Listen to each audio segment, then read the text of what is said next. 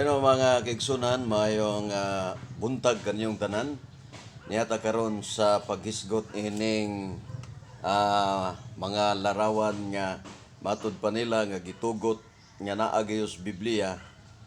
Gitugot daw ang paghimo og mga larawan nga kinulit mga itawag nato og dibulto sumala kuno sa Biblia kay dunay mga larawan nga gitugot sa Ginoo kay gisugo sa paghimo sama sa bitin nga tumbaga kadtong hay babaw sa arka. Matod pa nila nga kirubin. Ila ganito kaulo Dok Yoyoy? Upat. Ha? Upat ka ulo. Pero ang pangutana, mao ba ginay gibutang sa ilang simbahan ang upat ka ulo? Dili siguro kay ang gibutang didto kadto mang wa pod masuwat sa Biblia. Kung ang ibutang siguro mga higala katong nasulat yun sa Biblia, sigurado ko katong mga, di ba, katong leon. Oh, katong upat ka ulo nga kirubin. Sa Ezekiel, pila to ka ulo? Upat gyapon?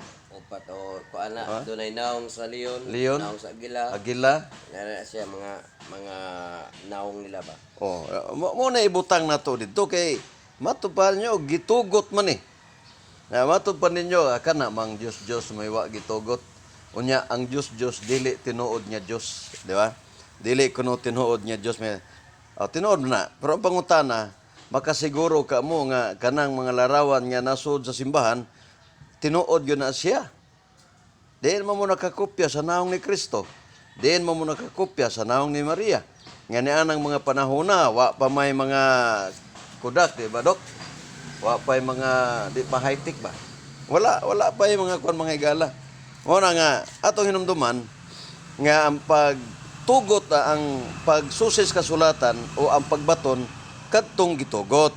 Pero wala gani gitugot, ayaw pagbutbuot. Pero magbutbuot, magbutang ana, wa kay mo suguang ang mga apostoles, himo aglarawan. Wa mo suguang nga si Maria himo aglarawan, si Kristo himo aglarawan. Wa na mga higala usa ka pahimangno, pasiuna lang ni. Daghang salamat sa inyong pamati o pagtan-aw ning atong 3 minutes nga pagpasabot mga higala. Thank you very much.